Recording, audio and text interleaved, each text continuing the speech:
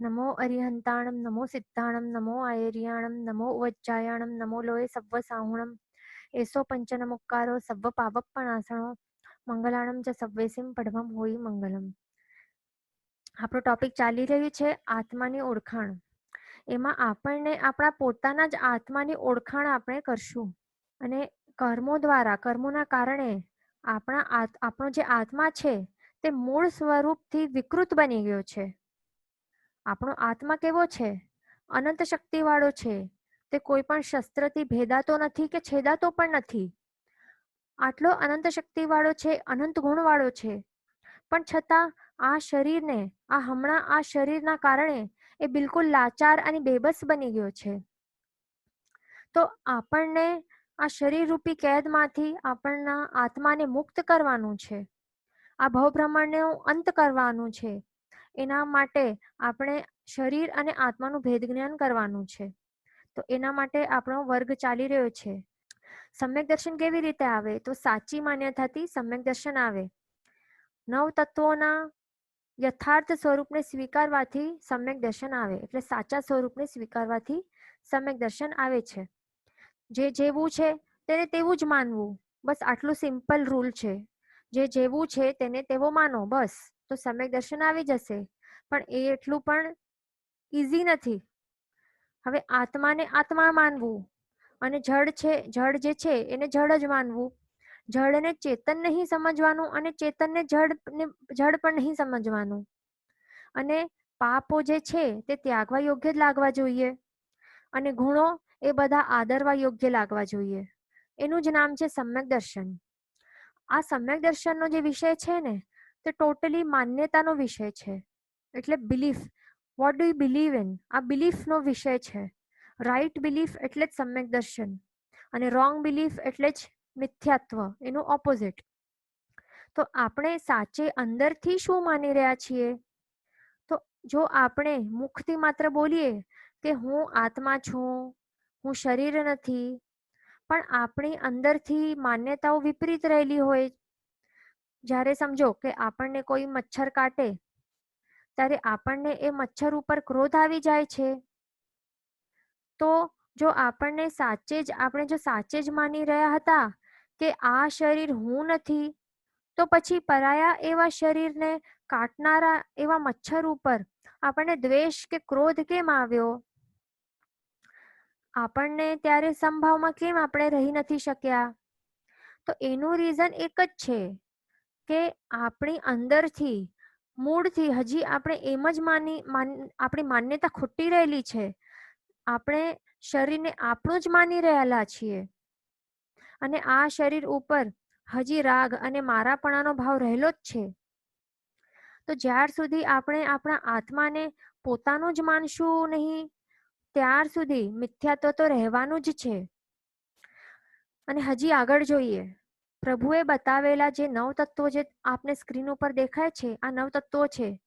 તો પ્રભુએ બતાવેલા 9 તત્વોમાં કેટલાક હેય છે અને કેટલાક હેય એટલે કે ત્યાગવા યોગ્ય તત્વો છે. અને ત્યાગવા યોગ્ય તત્વો ક્યાં ક્યાં છે? પાપ તત્વ, આશ્રવ, બંધ, આ બધા ત્યાગવા યોગ્ય તત્વો છે. આ બધા હેય કહેવાય. અને વળી કેટલાક ઉપાદેય તત્વો પણ છે. ઉપાદેય એટલે આદરવા યોગ્ય તત્વો, જેમ કે પુણ્ય, સંવર, નિર્જરા અને મોક્ષ. પુણ્ય તો અંતે હેય જ છે, કારણ કે પુણ્ય પણ એક પ્રકારનું કર્મ જ છે. એટલે અંતે એ હેય બનવાનું છે. પણ હમણાં આપણા માટે આ આદરવા યોગ્ય કીધું છે. તો હવે આપણે એને એક્ઝામ્પલથી સમજીશું કે જે પણ હેય તત્વો છે ને, એટલે કે પાપ, એમને હેય જ આપણને માનવું જોઈએ. તો એનું જ નામ છે સમ્યક દર્શન, કે હેયને હેય માનવું. એટલે ત્યાગવા યોગ્ય તત્વોને ત્યાગવા યોગ્ય જ માનવું. એટલે કે પાપ એ ત્યાગવા યોગ્ય તત્વ આપણને લાગવું જોઈએ અંદરથી. અને યાદ રાખજો ફરીથી, આ સમ્યક દર્શન એ માન્યતાનો જ વિષય છે. આપણે અંદરથી પાપ કરવા જેવું જો લાગતું હોય, પણ આપણને પરલોકના ભયથી કે પાપના ફળોથી ડરીને આપણે પાપ ન કરીએ, તો એનું મીનિંગ એ નથી કે આપણામાં સમ્યક દર્શન આવી ગયું છે. કારણ કે આચરણ ઉપર આ બેઝડ નથી, પણ માન્યતાનો વિષય છે કે કેવા માન્યતાથી આપણે આચરણ કરી રહ્યા છીએ. એટલે માન્યતા એ મેઇન છે, એ જોવાની છે. આચરણ શું છે તે નથી હમણાં જોવાનું. જો માન્યતા સાચી હશે અને પછી આચરણ કરવામાં આવશે તો એ આચરણ પણ સમ્યક આચરણ બની જશે. પણ એ તો આગળની વાત છે. પહેલા તો આપણને આપણી માન્યતા જ સાચી કરવાની છે. એટલે પાપ એ ત્યાગવા યોગ્ય છે, એટલે આપણને એનો ત્યાગ કરવો જોઈએ. તો આવી માન્યતાથી જે આચરણ કરાય તો તેને જ પહેલા તો સમ્યક દર્શન કહેવાય. એટલે માન્યતા એવી હોવી જોઈએ કે પાપ ત્યાગવા યોગ્ય છે એટલા માટે મને કરવું નથી. એટલે પરલોકના ભયથી અથવા તો પાપના ફળથી ડરીને પાપ ત્યાગવા યોગ્ય લાગવું ન જોઈએ, પણ પાપ એ પોતે ત્યાગવા યોગ્ય જ છે એમ પ્રભુએ કીધું છે. પ્રભુએ એમનું સ્વરૂપ જેવું બતાવ્યું છે તેવું સ્વરૂપે તેવા સ્વરૂપે આપણને સ્વીકારવાનું છે. પણ જો આપણને પાપ એ કરવા જેવું લાગતું હોય તો એનો મીનિંગ છે કે આપણને જે જેવું છે તેવું એ નથી લાગતું. એટલે પાપના સાચા સ્વરૂપની આપણી વિપરીત માન્યતાઓ છે. એવી ખોટી માન્યતાઓને જ મિથ્યાત્વ કહેવાય છે. એટલે મિથ્યાત્વ એ શરીરમાં રહેલો એક તાવ જેવો છે કે જેની હાજરીથી મીઠી એવી સાકર પણ કડવી લાગે છે અને દુઃખમય સંસાર પણ કેવો લાગે છે, સુખરૂપ લાગે છે. આ મિથ્યાત્વના કારણે જ ક્વેશ્ચન આવેલું છે કે આપણું શરીર તો આત્મા માટે સાધન છે, તો શરીર સાચવવું જરૂરી ખરું? સાધનને સાચવવો પણ એને એટલો પણ નહીં આપવો કે આપણા પાપ કર્મો બંધાતા જાય. માત્ર એને ટકાવવા માટે લિમિટમાં આપવું જોઈએ. અને સાધનને તો સાધન જ માનવું જોઈએ. સાધનને પોતાનું નહીં માનવું જોઈએ કે આપણે પોતે શરીર છીએ એવી માન્યતા રહેવી ન જોઈએ. અને આ સાધનરૂપી શરીરની ગુલામી તો બિલકુલ કરવી ન જોઈએ. આપણો આત્મા એ પોતે માલિક છે, બરાબર? તો આત્માને, અનંત શક્તિવાળા એવા આત્માને આ સાધનરૂપી શરીરનું ગુલામ બનાવવું ન જોઈએ. એ ખાસ ધ્યાન રાખવાનું છે. એટલે સાધનને ટકાવવું એ કેવી રીતે? લિમિટમાં એને આપવાનું. ટકાવવા માટે જેટલું જરૂરી હોય એટલું જ લિમિટમાં આપવાનું. એની બધી જ જે રોંગ માંગણીઓ હોય તે બધી પૂરી કરવાની ન હોય. એટલે એને પેમ્પર કરવાનું નથી, બસ ટકાવવાનું છે. અને સંપૂર્ણ ધ્યાન એના ઉપર જ લાવવાનું નથી.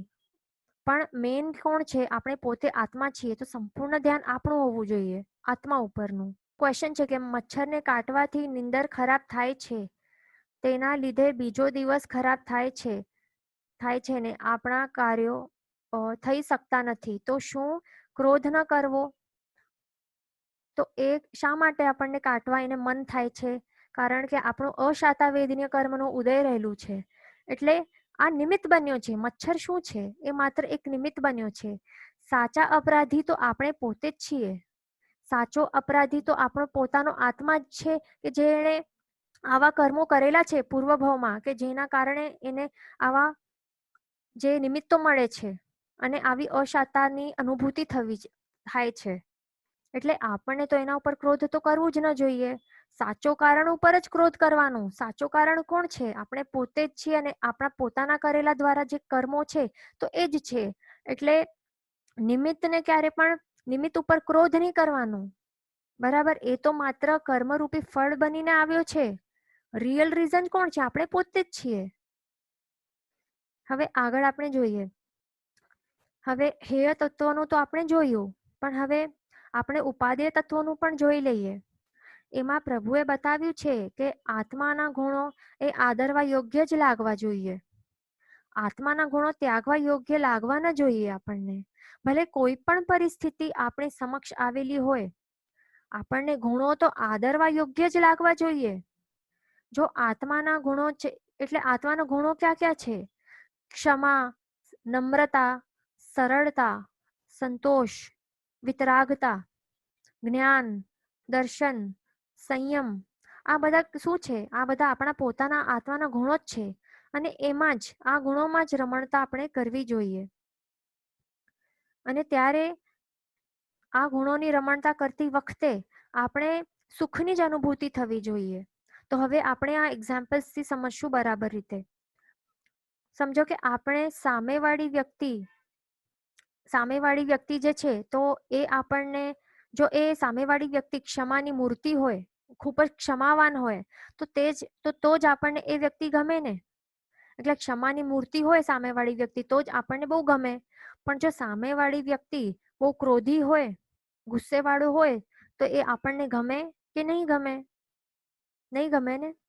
પણ જ્યારે આપણને કોઈ વ્યક્તિ આપણા જ પૈસા લઈ લીધા પછી આપણને જ ગાળો આપે છે, તો ત્યારે આવી સિચ્યુએશનમાં આપણી અંદરથી માન્યતા શું હોય છે? ત્યારે શું આપણને ક્રોધ એ ત્યાગવા યોગ્ય લાગે છે કે કરવા યોગ્ય લાગે છે? એ વિચારવા જેવું છે. અને એ વખતે ક્ષમા, ફોરગિવનેસ, સહનશીલતા, સમતા આ બધા ગુણો આપણને આદરવા યોગ્ય લાગે છે કે ત્યાગવા યોગ્ય લાગે છે? ત્યારે આપણે સંભાવ રાખવા યોગ્ય આપણને લાગે છે ખરું? આ સાચે વિચારવા જેવું છે.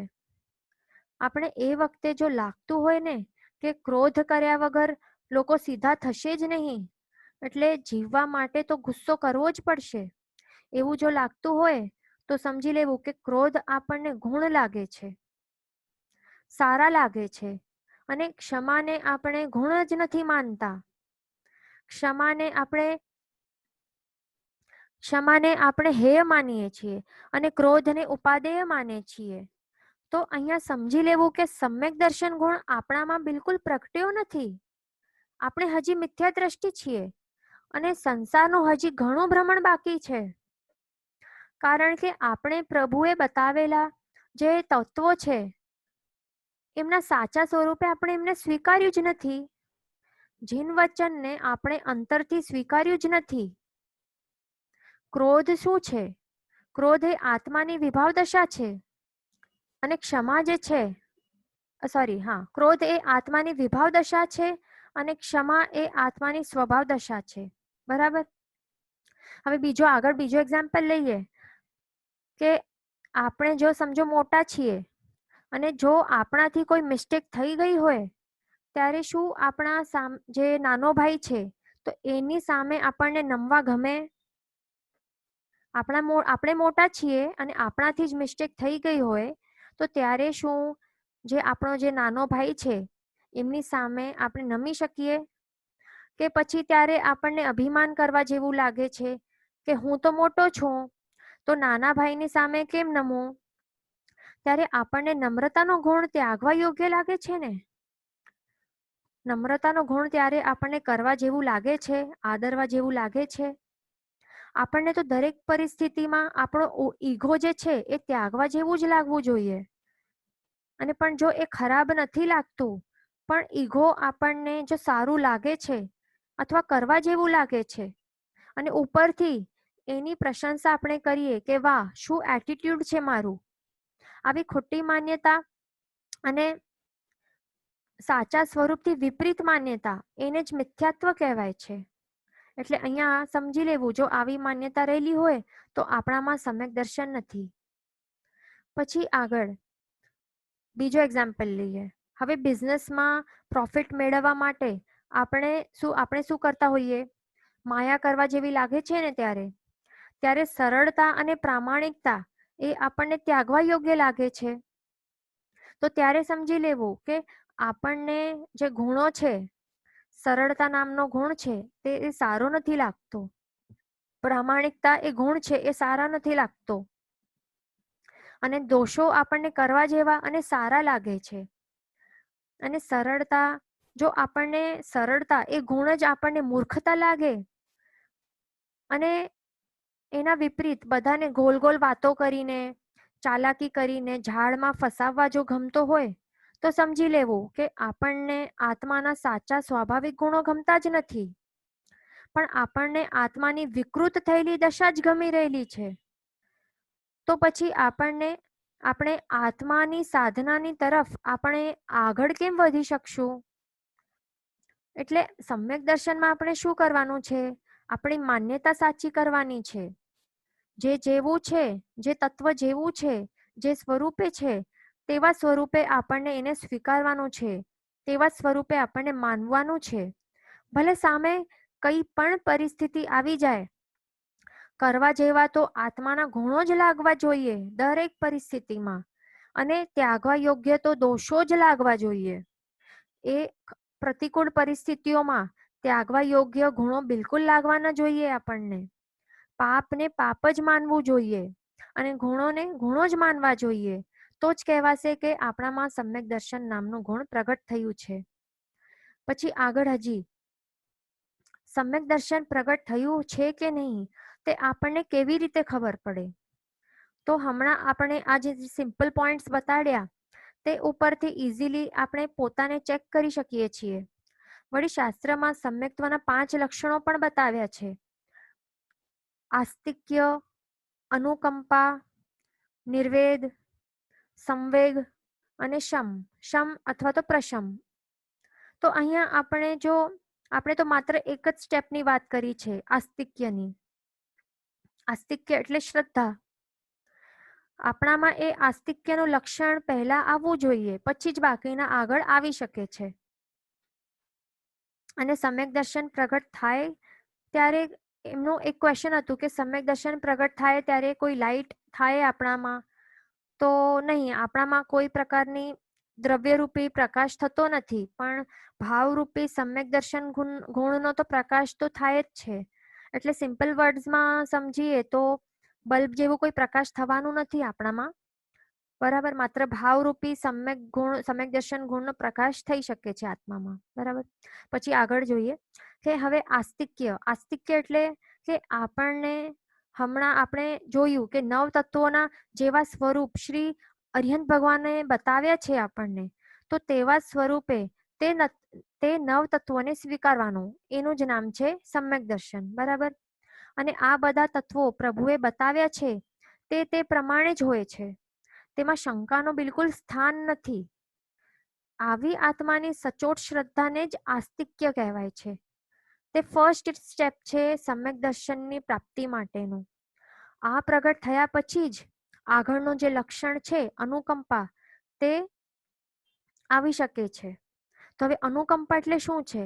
એટલે કે જે જીવો મોક્ષ માર્ગ નથી જાણતા, જે જીવો મોક્ષ માર્ગ ઉપર ચઢેલા નથી અને જે મિથ્યા દ્રષ્ટિ છે, એટલે જે પણ એક વાત સમજી લો કે જે પણ મોક્ષ માર્ગે ચડ્યા નથી અને જે મિથ્યા દ્રષ્ટિ જીવો છે આ લોકમાં, તે બધાને શું કહેવાય છે કે એ બધાને અંદરથી દુઃખી કહેવાય છે. કારણ કે અંદરથી એમનો આત્મા ઘણો જ દુઃખી છે. તેવા જીવોને ભાવથી આપણને અનુકંપા એટલે કે ભાવ દયા કરવી જોઈએ. અને જે જીવો ભૌતિક રીતે દુઃખી છે, એટલે કે જે ગરીબ છે અને સાથે સાથે એ મિથ્યાત્વી પણ છે, તો એવા જીવો ઉપર દ્રવ્ય દયાની સાથે સાથે ભાવ અનુકંપા બંને કરવી જોઈએ. ઇન સિમ્પલ વર્ડ્સ, જે પણ જીવો મિથ્યાત્વના કારણે આ દુનિયામાં ભટકીને દુઃખી થયેલા છે, પછી ભલે તે ભૌતિક રીતે ગરીબ હોય કે શ્રીમંત હોય, તેવા જીવોના આંતરિક દુઃખ જોઈને, એમના દુઃખી થતા આત્માના દુઃખ જોઈને આપણા આત્મામાં કંપન થવું જોઈએ, ધ્રુજારી થવી જોઈએ, આપણો આત્મા અંદરથી દ્રવિત બનવું જોઈએ અને પછી એમને મોક્ષ માર્ગ ઉપર લાવવાનો પ્રયત્ન કરવો, તો તેને જ અનુકંપા કહેવાય છે. પણ જો આપણો આત્મા આ દુઃખી થયેલા જીવોને એટલે આંતરિક રીતે દુઃખી થયેલા જીવોને જોઈને આપણા આત્માની અંદર જો કંપન થતું ન હોય, તો સમજી લેવું કે હજી આપણામાં અનુકંપા નામનો આ ગુણ એટલે આ લક્ષણ હજી પ્રગટ્યો નથી, બરાબર. પછી આગળ આવે છે નિર્વેદ. નિર્વેદ એટલે કે 4 ગતિ રૂપી સંસાર ઉપર કંટાળો આવવાનો, એનું જ નામ છે નિર્વેદ. આપણે જય વિવરાયમાં પણ આ પ્રથમ માંગણીમાં આપણે એ જ માંગી રહ્યા છીએ, બરાબર. એટલે એમાં સંસારમાં સુખ નહીં દેખાય, પણ આપણને સંસારના સાચા સ્વરૂપની ઓળખાણ થઈ ગઈ હોય છે અને એના કારણે દુઃખમય આ સંસારમાં આપણે ક્યાંય સુખ નહીં દેખાય. એટલે નિર્વેદ એટલે શું કે સંસાર ઉપરનો જે રાગ છે તે તૂટવું, એનું જ નામ છે નિર્વેદ.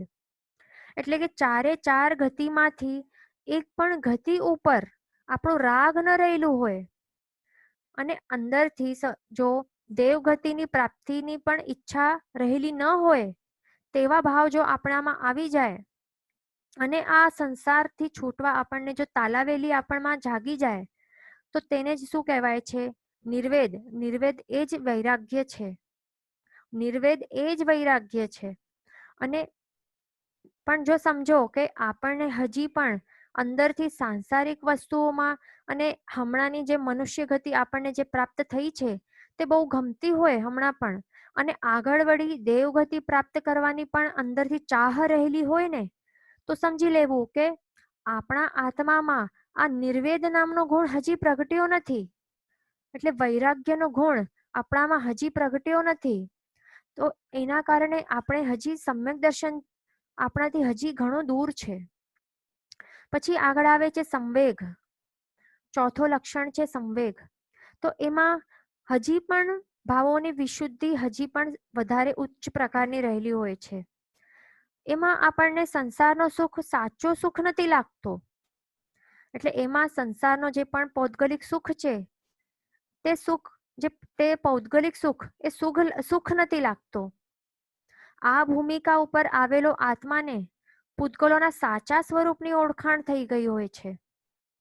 એટલે એ માને કે પૌદ્ગલિક સુખો છે તે ક્ષણિક લાગે ને, અને ચક્રવર્તીપણામાં અને ઇન્દ્રપણામાં પણ, એટલે ચક્રવર્તીપણામાં અને ઇન્દ્રપણામાં કેટલું ઐશ્વર્ય હોય છે, કેવી ઉચ્ચ પદવી હોય છે, કેટલા સુખો હોય છે, કેટલું વૈભવ હોય છે, કેટલું શક્તિ હોય છે, કેટલા ધન સંપત્તિ મહેલ કેટલું શું હોય છે, તો એમાં પણ એને સાચા સુખની અનુભૂતિ ન થાય.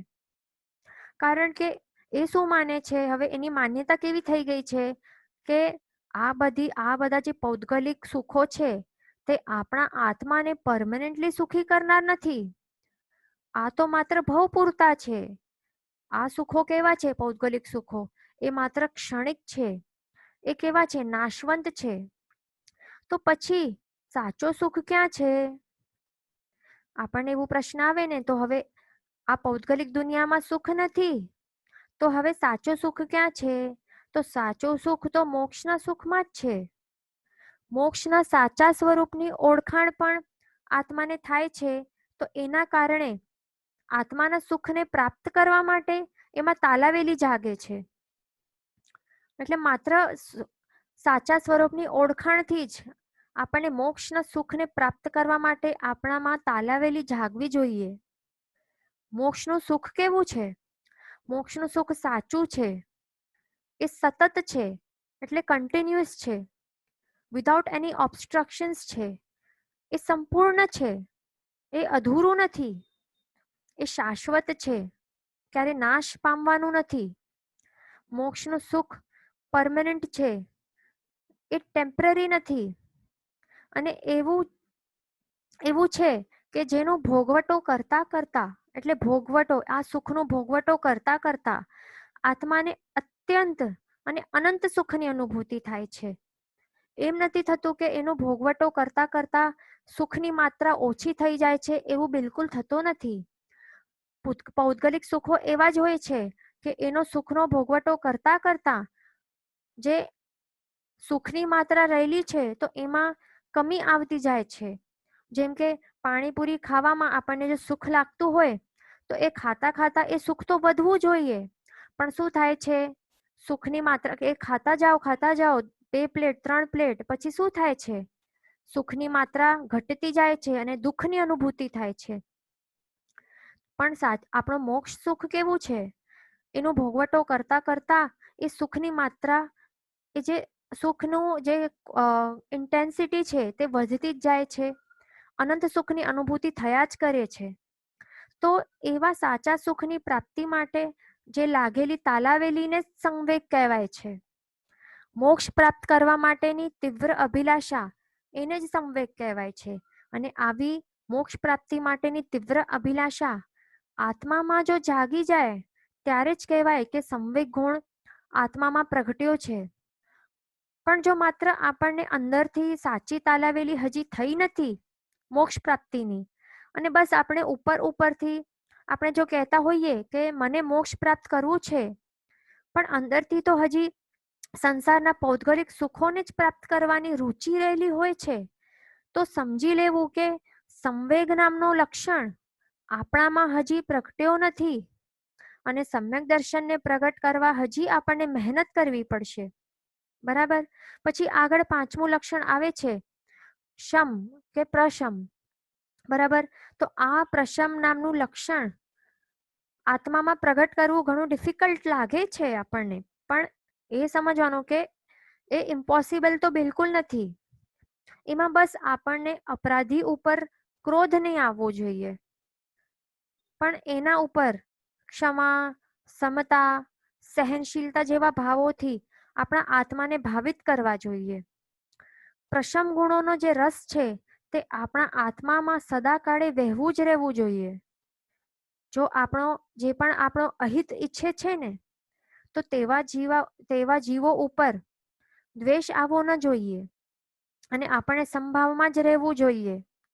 આપણે વાત કરી રહ્યા હતા કે શમ અને પ્રશમની, બરાબર. તો આપણને શું કરવાનું છે કે જે પણ આપણો અહિત ઈચ્છે છે તો તેવા જીવો ઉપર આપણે ક્રોધ કરવો નહીં, ગુસ્સો કરવો નહીં, પણ એ વખતે સંભાવે રહેવું જોઈએ. વળી બીજા પણ જે કષાયો હોય છે, માન, માયા, લોભ, એ બધા કષાયો આપણા સહેજતાથી જ આપણને આવવા ન જોઈએ. એટલે કે ક્રોધ વગેરે કષાયોના આવેશ સહેજતાથી આત્મામાં આવવા ન જોઈએ. એટલે નેચરલ ફ્લો ક્રોધનો ન હોવું જોઈએ. પણ બધી જ જે પણ પ્રતિકૂળ પરિસ્થિતિઓ જે પણ પ્રતિકૂળ પરિસ્થિતિઓમાં પણ આપણને શું કરવાનું, પ્રશમ ગુણોનો જે મીઠો રસ છે તો એને જ વહાવવું જોઈએ. ક્ષમા, સમતા, સહનશીલતા, નમ્રતા, સરળતા, સંતોષ, વિતરાગતા, આવા જે ઉત્તમ ગુણો છે ને, આવા ઉત્તમ અમૃત જેવા ગુણો આપણા આત્મામાં સ્વભાવ બની જવા જોઈએ. એટલે કે એ ગુણો નેચરલી આપણા આત્મામાં વહેતા રહેવા જોઈએ. પણ સામે કેવા પણ અશુભ કે ખરાબ નિમિત્તો આવીને જો ઊભા રહી જાય ને આપણી સામે, તો એમના ઉપર બસ કરુણા રસ જ વહાવવું જોઈએ. અને એ પણ કેવી રીતે? વિના પ્રયત્ને.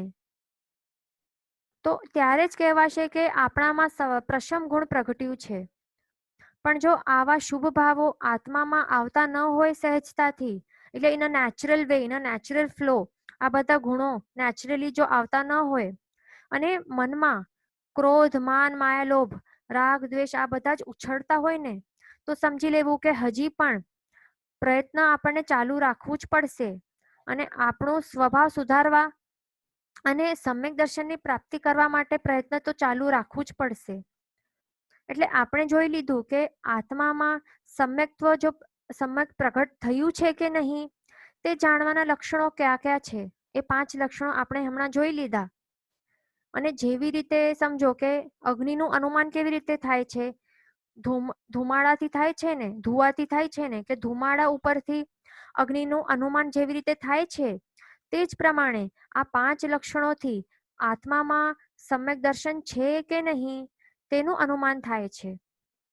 અને હમણાં આ કાળમાં આપણા ક્ષેત્રમાં, ભરત ક્ષેત્રમાં કેવલી ભગવંત કે તીર્થંકર ભગવંત હમણાં વિદ્યમાન નથી.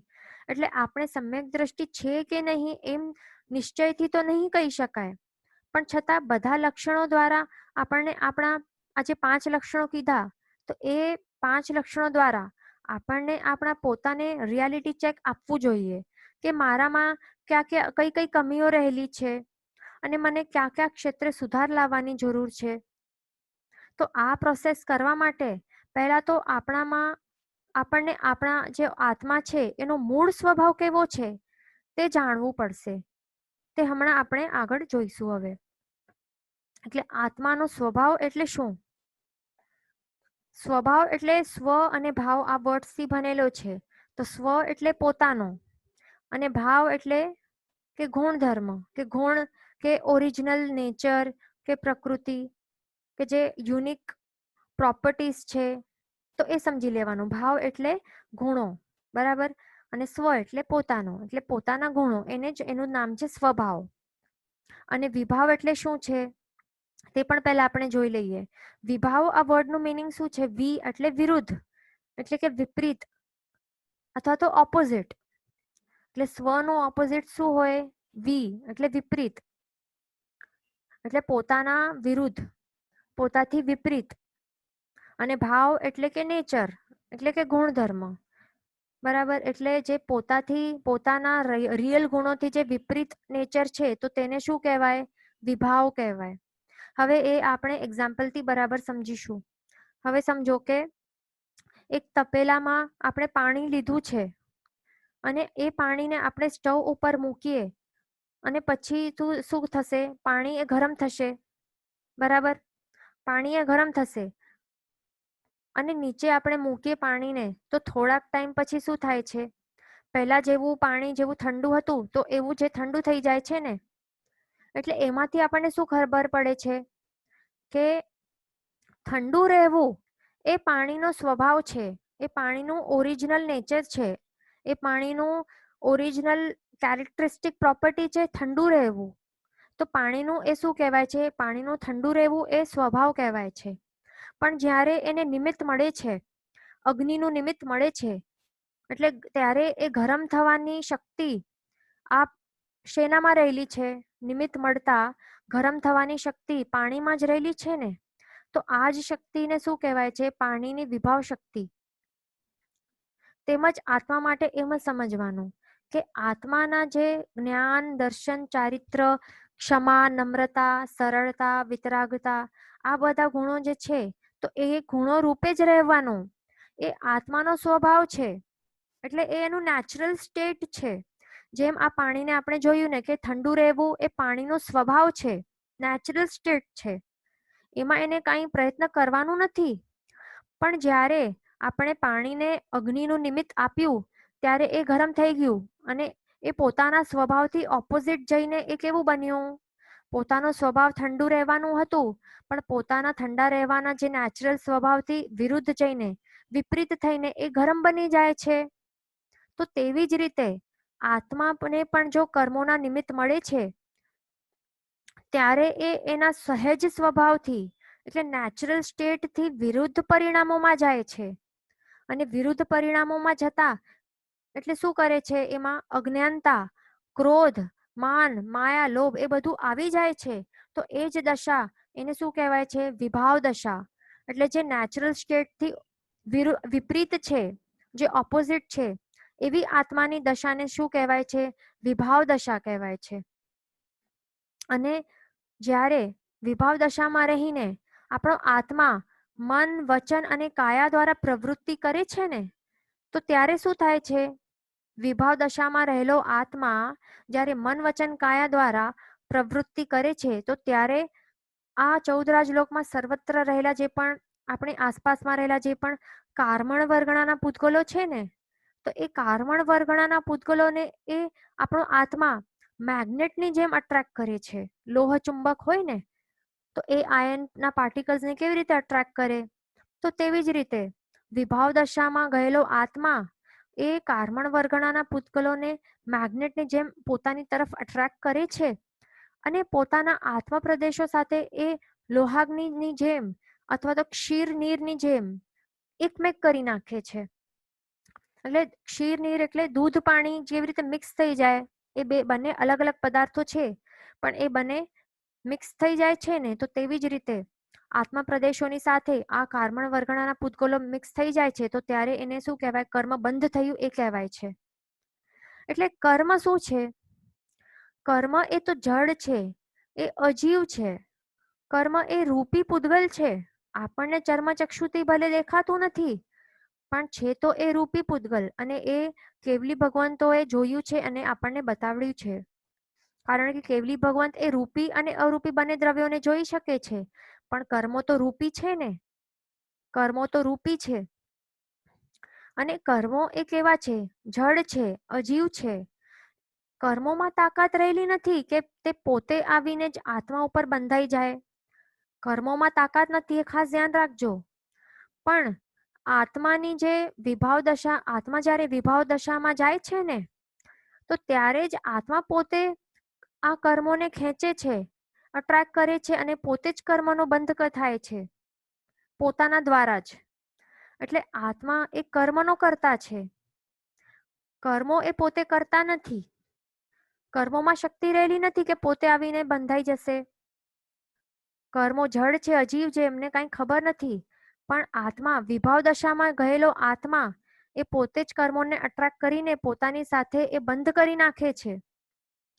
એટલે આપણને શું કરવાનું, જ્યારે નિમિત્ત મળતા હોય ને તો એ આત્માને એના સ્વભાવ દશા એ છોડવું ન જોઈએ. તો આપણને સિમ્પલ છે કે તો આપણને કર્મ બંધ થશે નહીં. એટલે સિમ્પલ આઈડિયા છે, સિમ્પલ ટ્રીક છે. જો આપણે જોઈએ કે આપણું કર્મ બંધ ન થાય તો જ્યારે પણ નિમિત્ત આપણને આપણી સામે આવીને ઊભા રહી જતા હોય તો એ વખતે આત્માને સ્વભાવ દશામાં છોડવું ન જોઈએ. સ્વભાવ દશામાં જ રહેવું જોઈએ. વિભાવ દશામાં જવાનું જ નહીં. કારણ કે વિભાવ દશામાં ગયેલો આત્મા એ જ કર્મોનો બંધ કરે છે. હવે આપણને એવી રીતે આપણા પોતાના આત્મા ઉપર ધ્યાન દેવું. અને હા, રિયાલિટી ચેક આપણને બીજાને આપવાનું નથી, પોતાને જ રિયાલિટી ચેક આપવાનું છે. એટલે બીજાના સ્વભાવને ચેક આપણને કરવાનું નથી, પણ આપણા પોતાના આત્માનો સ્ક્રીનિંગ કરતા રહેવાનું છે કે મને આવી વાતો ઉપર આજ ક્રોધ આવી ગયો હતો. અને જો આપણે નોટ કરતા રહેવાનું, જોઈએ તો એક બુકમાં લખતા રહેવાનું કે આજે મને આવી વાતો ઉપર ક્રોધ આવી ગયો હતો. તો પછી આપણને આત્મચિંતન કરતા બેસવાનું અને વિચારવાનું કે મને શા માટે ક્રોધ આવ્યો, એની પાછળની રીઝન્સ શું હતી તે શોધ કરવાની, તે વિચારવાની. શું એ રીઝન્સ આટલી ગંભીર હતી કે ક્રોધ કર્યા વગર ચાલત જ નહીં? આવું ક્રોધ કરીને મેં મારા આત્મા ઉપર રહેલા મોહનીય કર્મના બંધ કેટલા કરું છું? અને તીવ્ર ક્રોધ કરતા કરતા જો મારો આયુષ્ય કર્મનું બંધ થઈ જશે એ જ વખતે, તો મને લગભગ નરકમાં તો જન્મ લેવું જ પડશે આવતા ભાવમાં. જો નરક ગતિ નહીં મળશે તો પછી ક્રોધી જેવા સર્પ જેવા પ્રાણી પણ મને બનવું પડશે આવતા ભાવમાં. તો હું મારા આત્માને શા માટે આટલી પીડા આપું છું? હું શા માટે ક્ષમા ગુણનું સેવન નથી કરતો? ક્ષમા વીરસ્ય ભૂષણમ એમ કહેવાય છે. ક્ષમા એ તો વીરોનો અલંકાર છે. અપરાધીને ક્ષમા તો માત્ર વીરો જ કરી શકે છે. ક્ષમા કરવું એ કઈ કાયરોનું કામ નથી. એ તો ક્રોધ જ કરીને રિએક્શન આપી શકશે, because that is the easy way out. એટલે આપણો આત્માને જે પણ અશુભ કે ખરાબ નિમિત્તો મળે ને તો તે બધા કયા કારણે આવે છે તે આપણને વિચારવાનું કે બધા અશુભ અને ખરાબ નિમિત્તો આપણી સામે કયા કારણે આવી રહેલા છે. તે માત્ર ને માત્ર મારા પોતાના દ્વારા કરેલા કર્મોના કારણે જ આવી રહેલા છે. આ બધા નિમિત્તો મારી સામે મારા કારણે જ આવી રહેલા છે. મારા પોતાના દ્વારા કરેલા કર્મોના કારણે જ આ ફળ, આમ કરેલા જે કર્મોના જે ફળ છે એ જ હમણાં ઉદયમાં આવે છે. ત્યારે જ એના કારણે જ કોઈ પણ વ્યક્તિને મને ત્રાસ આપવાનું મન થાય છે. તો આવી પરિસ્થિતિમાં મને ક્ષમા નામનો ગુણ ત્યાગવા યોગ્ય લાગવું ન જોઈએ, પણ એ કરવા જેવું લાગવું જોઈએ એવી પરિસ્થિતિમાં પણ. કારણ કે પ્રભુએ બતાવ્યું છે કે ક્ષમા એક આદરવા યોગ્ય છે, એ કઈ ત્યાગવા યોગ્ય તત્વ નથી. અને ક્રોધ એ ત્યાગવા યોગ્ય લાગવું આપણને એ વખતે એ ત્યાગવા યોગ્ય લાગવું જોઈએ. તો જ આપણા મોહનીય કર્મનો ક્ષય એ થતો જશે. તો આવા પ્રકારની વિચારણા આપણને કરતા રહેવી જોઈએ. જ્યારે આપણી સમક્ષ પ્રતિકૂળ પરિસ્થિતિઓ આવીને ઊભી રહી જતી હોય છે ત્યારે આવા પ્રકારની વિચારણા આપણને કરવાની. અને અહીંયા એક વાત ખાસ ધ્યાનમાં રાખવી જેવી છે કે નિમિત્તો ઉપર ક્યારે ક્રોધ કરવું ન જોઈએ.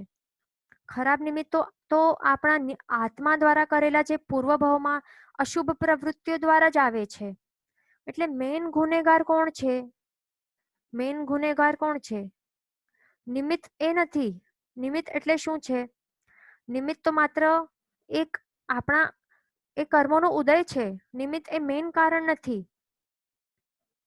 અને નિમિત્ત કોણ છે? નિમિત્ત એટલે આ વર્ડનું મિનિંગ શું છે કે જે પણ પ્રતિકૂળ પરિસ્થિતિઓ આવે છે એટલે અથવા તો કોઈ ત્રાસ આપવા વાળો વ્યક્તિ, એને નિમિત્ત કહેવાય છે. આ વર્ડનું આ મિનિંગ છે, એને નિમિત્ત કહેવાય. અને આપણને ધ્યાન રાખવાનું છે કે એ નિમિત્તનો દોષ નથી, આપણા પોતાના દ્વારા કરેલા કર્મોનો જ દોષ છે. તો આપણને આવા જે પણ નિમિત્ત બને છે તો એવા જીવોને આપણા ઉપકારી માનવાનું જોઈએ. કારણ કે એ આપણા કર્મોને ખપાવવા માટે નિમિત્ત બનીને આવ્યા છે. એટલે જ આવા પ્રકારના નિમિત્તોને આપણા ઉપકારી માનીને એમના પર સંભાવ કરુણા રસ અને દયાભાવ અને ક્ષમા એ જ વહાવવી જોઈએ. એવા પ્રકારના કર્મ ખપાવવાની જે ઓપોર્ચ્યુનિટી આવે તો એને આપણને હર્ષથી સ્વીકારવી લેવું જોઈએ. એટલે પોતાના આત્માનું સ્ક્રીનિંગ આપણને કરતા કરતા એના સોલ્યુશન્સ પણ આપણે પોતાને જ કાઢવા જોઈએ. હવે આગળ આપણે જોઈએ કે પોતાનું ચેકિંગ કરતા કરતા જો આપણને લાગે કે મારામાં અભિમાન કશાય ખૂબ વધારે પ્રમાણમાં હોય છે, રહેલું છે, અને એના કારણે મારા કોઈક સાથે અબોલા હોય કે કટ્ટી હોય કોઈકની સાથે, અને વળી જો આપણા મોઢામાં આપણને લાગે કે મોઢામાં સોરી નીકળવું ઘણું ડિફિકલ્ટી લાગતું હોય છે, સોરી બોલવું બહુ ડિફિકલ્ટ લાગતું હોય, અથવા તો આપણને પોતાના જ આ રૂપ ઉપર કે પૈસા ઉપર કે જ્ઞાન કે તપ, બળ, જાતિ, કુળ એ વગેરે ઉપર આપણને જો ગુમાન થતો હોય છે તો પછી સમજી લેવું કે આપણને આપણી રિપેરિંગ કરવી પડશે અને આપણામાં નમ્રતા, વિનય આ વગેરે ગુણોનું પ્રગટાવવું જ પડશે. તો એ કેવી રીતે કરવું જોઈએ? તો જ્યારે પણ લાગતો હોય કે હું આટલો ધનવાન છું તો ત્યારે વિચારવાનું કે શું હું સાચે સૌથી વધારે ધનિક છું? સાચે સૌથી વધારે ધનિક છું આ આખી દુનિયામાં? મારાથી પણ વધારે વૃદ્ધિવાળા તો અરિયંત ભગવાનો હતા. એમણે તો નાશવંત એવા ધન સંપત્તિ, રાજમહેલ એને ઘાસના તણખલાની જેમ જ એક જ ક્ષણમાં ત્યાગી દીધું હતું. અને આ લક્ષ્મી તો સાચે તો આ જે લક્ષ્મી છે તે કોઈની પણ દાસી એ બનતી નથી ક્યારે પણ. લક્ષ્મી ક્યારે પણ કોઈની દાસી નથી બનતી, પણ તે બધાને પોતાનો દાસ બનાવે છે. તો એટલે મારે લક્ષ્મીનો દાસ નથી બનવાનું. લક્ષ્મી તો ચંચલ છે, આજે છે કાલે નથી. અને વળી આ ધન, સંપત્તિ, ઘર, પ્રોપર્ટી તો બધા મારી સાથે આગળ એટલે આવવાના નથી આવતા ભાવમાં. તો શા માટે હું એના ઉપર મારાપણાનો ભાવ લાવું છું? જે સાચે મારું નથી, ચાલ્યો જવાનું છે, તો એના ઉપર હું સ્વામિત્વ સ્થાપિત કરવા પ્રયત્ન કરીશ તો શું થશે? તો હું તો મૂર્ખ જ કહેવાઈશ. અને વળી મારાથી પણ ઘણા વધારે વૃદ્ધિવાળા બીજા મનુષ્યો છે અને હતા પણ આગળ. અને એમ પણ જોઈએ તો ઇન્દ્રથી વધારે તો ઐશ્વર્યવાળો હું તો નથી જ. તો પછી શા માટે હું મારા ધનનો અભિમાન કરું છું? મને આવા ભાવો કેમ આવી જાય છે એ વિચારવાનું. વળી જો આપણને આપણા રૂપ ઉપર કે બળ ઉપર કે તપ કે જ્ઞાન ઉપર અભિમાન આવી જતું હોય ને કર્મોના કારણે, તો ત્યારે શું વિચારવું કે મારાથી વધારે અનંત રૂપવાળા, જ્ઞાનવાળા, બળવાળા, તપવાળા અરિયંત પ્રભુ હતા. તો હું તો એમના ટચલીના આંગળી જે છે, ટચલી આંગળીનો નખ જેટલું પણ હું રૂપવાળું કે બળવાળો નથી. તો પછી શા માટે હું મારા આ રૂપ કે જ્ઞાન કે બલ ઉપર ગુમાન કરું છું? અને આ શરીર તો કેવું છે સાચે? એ તો નાશવંત છે, એ ઘરડો થઈ જઈશ ત્યારે આ રૂપ તો ચાલ્યો જ જવાનો છે. તો નાશવંત એવી વસ્તુઓ ઉપર આસક્તિ કે અભિમાન શા માટે કરું છું? એના કરતા તો નમ્રતા જે છે એ જ આદરવા યોગ્ય ગુણ છે. વિનયનો એ ગુણ છે. અને વિનય તો કેવું છે? વિનય ધર્મનું મૂળ છે. આ વિનય શું છે? અભિમાનનું ઓપોઝિટ છે. નમ્રતા એ છે અભિમાનનું ઓપોઝિટ છે. તો એના ઓપોઝિટ જે ગુણ છે તો એની વિચારણા કરવાની. વિનય એ એક પ્રકારનો અભ્યંતર તપ છે અને મારા આત્માનો આ વિનય આ મૂળ ગુણ છે. અને જો આપણામાં વિનય હોય તો સમજવું કે માન કશાય એટલે અભિમાન કશાય તે આપણે જીતવા નથી દીધો. અને તેમજ જો આપણામાં માન કશાય હોય તો સમજી લેવું કે વિનયનો ગુણ આપણામાં પ્રગટ્યો નથી, કારણ કે એ બંને ઓપોઝિટ છે. એક હોય તો બીજું ન હોય, એવી રીતે હોય. એ ખૂબ જ સરસ માનની સચ્ચાઈ છે. તો એમાં શું આવે છે? રે જીવ માન ન કીજીએ, માને વિનય ન આવે રે, વિનય વિના વિદ્યા નહીં, તો કિમ સમકિત પાવે રે, સમકિત વિણ ચારિત્ર નહીં, ચારિત્ર વિણ નહીં મુક્તિ રે, મુક્તિના સુખ છે શાશ્વતા, તે કિમ લહીએ ઝૂકતી રે. તો આવી છે માનની સજ્જાય. તો એમાં શું આવે છે કે માન જો હોય તો વિનય ન હોય, અને વિનય ન હોય તો વિદ્યા પણ આવે નહીં, જ્ઞાન પણ આવે નહીં, અને જો જ્ઞાન નહીં આવે તો સમ્યક દર્શન પણ ના આવે, અને એના કારણે સમ્યક ચારિત્ર પણ આપણામાં નહીં આવે. તો પછી આપણને મોક્ષ કેવી રીતે પ્રાપ્ત થશે? એટલે જો આપણને આપણા આત્માના શુદ્ધ સ્વરૂપની પ્રાપ્તિ કરવી હોય તો સૌથી પ્રથમ તો વિનય ગુણને જ પ્રગટાવવું પડશે. અને એ વિનય ગુણ તો અભિમાન કશાયના ક્ષયથી જ પ્રગટ થશે. આપણા નવકાર મહામંત્રમાં તો દરેક પદની શરૂઆત નમોથી જ થાય છે, બરાબર ને? એટલે જો આપણને નવકાર મહામંત્રનું સાચો ફળ જો પ્રાપ્ત કરવાનું હશે તો પહેલા તો આપણને ભાવપૂર્વક તો નમવું જ પડશે. તો જ પછી નવકાર મહામંત્રના સાચા ફળની પ્રાપ્તિ આપણને થઈ શકશે. એનો સાચો ફળ છે 500 સાગરોપમ વર્ષ સુધી નરકમાં રહીને જેટલા પાપ કર્મોનો ક્ષય થઈ શકે છે તેટલા કર્મોનો નાશ માત્ર ભાવપૂર્વક એક જ વાર નવકાર મહામંત્રને બોલવાથી થાય છે. આ જ વાત શાસ્ત્રકાર ભગવંતોએ કીધી છે આપણને, પણ આપણે એનો અર્થ બરાબર નથી સમજ્યો. માત્ર નવકારને બોલવાથી આટલા કર્મોની નિર્જરા થઈ જશે એવું આપણને લાગતું હોય, અને આપણે કેટલા બધા નવકારના જાપ કરી લીધા હોય ફટાફટ બોલીને, પણ એનાથી આપણે એનો સાચો ઉત્કૃષ્ટ ફળ નથી મળવાનું. કારણ કે નવકાર મહામંત્ર એ માત્ર મોઢેથી બોલવાનું મંત્ર નથી, પણ આ ભાવપૂર્વક નમસ્કાર કરવાની એક ક્રિયારૂપ મંત્ર છે. નવકાર મહામંત્રમાં નમો જ્યારે પણ વચનથી બોલીએ આપણે તો ત્યારે એની સાથે આપણને ભાવથી પણ પાંચે પરમેષ્ઠી તત્વોને નમસ્કાર કરવાનું છે. પણ જો આપણે મનથી ભાવપૂર્વક એમને નમસ્કાર જ ન કર્યું અને માત્ર વચનથી બોલી લીધું તો આપણને કેવી રીતે એનો સાચો ફળ પ્રાપ્ત થશે? એટલે આ વાત ખાસ યાદ રાખજો કે નવકાર મહામંત્ર એ માત્ર બોલવાનો મંત્ર નથી, પણ એ પાંચ પરમેષ્ઠીને આપણું ઉત્કૃષ્ટ વિનય ગુણ દર્શાવવાનો આ ભાવરૂપ ક્રિયા છે, નમસ્કારની આ ક્રિયા છે. અને એના નામ ઉપરથી જ આપણને પ્રતીત થઈ જાય છે કે નમસ્કાર મહામંત્ર એટલે કે નામ ઉપરથી જ ખબર પડી જાય છે કે અહીંયા નમસ્કાર કરવાનું છે આપણને. અને નમસ્કાર કરતી વખતે આપણી અંદર સેવક બુદ્ધિ વાળા ભાવો ચાલવા જોઈએ. તો ત્યારે જ અભિમાન વાળા ભાવો ચાલવા ન જોઈએ કે હું કંઈક છું, પણ ત્યારે શું ચાલવા જોઈએ? પ્રભુ પ્રત્યે અત્યંત વિનય ગુણ દર્શાવતા એવા ભાવો કરવા જોઈએ આપણને કે પ્રભુ તો મારા સ્વામી છે, હું એમનો સેવક છું.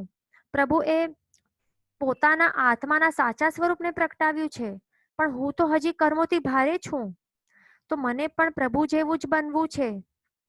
તો આવા વિનયવાળા ઉત્કૃષ્ટ વિનયવાળા ભાવો આપણામાં ચાલતા જોઈએ નવકાર મહામંત્ર બોલતા ટાઈમ, તો જ એ આપણને ફળશે.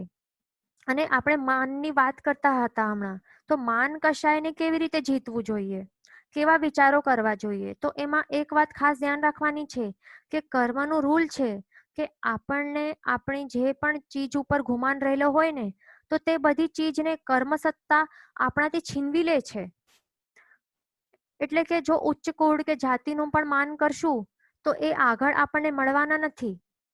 એટલે આવા પ્રકારની આપણને શું કરવાનું? કાઉન્ટર થિંકિંગ કરવાનું. આપણને આ જો માન કશાયને જીતવું હોય છે તો આવા પ્રકારની કાઉન્ટર થિંકિંગ કરવાની, અને એ તો આત્મા દ્વારા થઈ શકશે આવા પ્રકારની કાઉન્ટર થિંકિંગ. અને આપણને શું કરવાનું? આપણા આત્માને આપણને મળેલો જે પણ શરીર છે, ઇન્દ્રિય છે, મન છે, તેને પ્રતિ સમય હિત શિક્ષા આપતા જ રહેવું જોઈએ. તો જ તે બધા જે શરીર, ઇન્દ્રિય, મન છે તો જ તે બધા સંયમમાં અને આપણા નિયંત્રણમાં રહી શકશે. પછી આગળ આવે છે માયા. તો જો આપણને લાગતું હોય કે આપણામાં સરળતાનો ગુણ નથી અને આપણે માયા કરતા આપણને બહુ ગમે છે, બહારથી અલગ બતાવીએ છીએ અને અંદરથી આપણે જૂઠ, કપટ ને કૂડ કપટ આપણામાં ભરેલું હોય છે, તો એનાથી આપણા આત્મામાં શુદ્ધ સ્વરૂપ પ્રાપ્ત થવાનું નથી. એટલે સરળ વ્યક્તિ જે સરળ હશે, જેમાં સરળતા ગુણ વધારે હશે, તો તે જ સહેલાઈથી આત્માનું શુદ્ધ સ્વરૂપ પ્રાપ્ત કરી શકશે. પણ સરળ વ્યક્તિને આપણે તો જો બોઘા કહેતા હોઈએ કે જો એમને મણીબેન જો આવી રીતે કહીને સંબોધતા હોઈએ તો સમજી લેજો કે સરળતાના ગુણ ઉપર આપણને શું છે? દ્વેષ રહેલો છે. આપણે આત્માનો સરળતા ગુણ બીજામાં જ્યારે ગમતો નથી તો આપણા પોતામાં કેવી રીતે ગમશે? આપણે જો પોતાને સ્માર્ટ માનતા સમજીએ છીએ અને વિવિધ પ્રકારની અલગ અલગ પ્રકારની ટોન્ટિંગ બીજાને કરતા હોઈએ છીએ, તો એમાં જો આપણને લાગે કે હું શું સંભળાવી દીધો આ પહેલા વ્યક્તિને, તો આવી સ્માર્ટનેસ કોઈ આપણને મોક્ષ પ્રાપ્ત કરી શકવાની નથી. સરળતા આ ગુણ છે તો એ જ આપણને મોક્ષ પ્રાપ્ત કરાવી શકશે, એ જ આપણને આત્માના શુદ્ધ સ્વરૂપ પ્રગટાવી શકશે. એટલે એ સમજી લેવાનું કે સરળતા આ નામનો ગુણ એ મેળવવું પણ કઈ સરળ નથી, ખૂબ પ્રયત્ન કરવું પડશે. પછી આગળ આવે છે લોભ.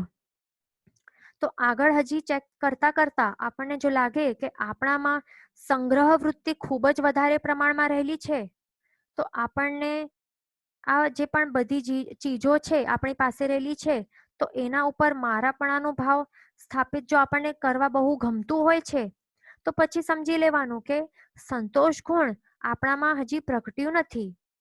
સંતોષ એટલે શું? સેટિસ્ફેક્શન અને ઈચ્છાઓ ઉપર કંટ્રોલ પ્રાપ્ત થવું, તેને સંતોષ કહેવાય છે. તો હવે આ લોભ ઉપર વિજય કેવી રીતે મેળવવાનો? આપણને કેવા વિચારો કરવા જોઈએ? તો ત્યારે આપણને એમ વિચારવું જોઈએ કે આ બધા દુનિયામાં જે પણ રહેલી વસ્તુઓ છે અને વ્યક્તિઓ છે, તે બધા સાથે હંમેશ માટે મારી સાથે ચાલવાના નથી. આ તો બસ આ ભાવમાં મળેલા મારા આ સ્વજનો, આ રૂમ પાર્ટનર્સ છે.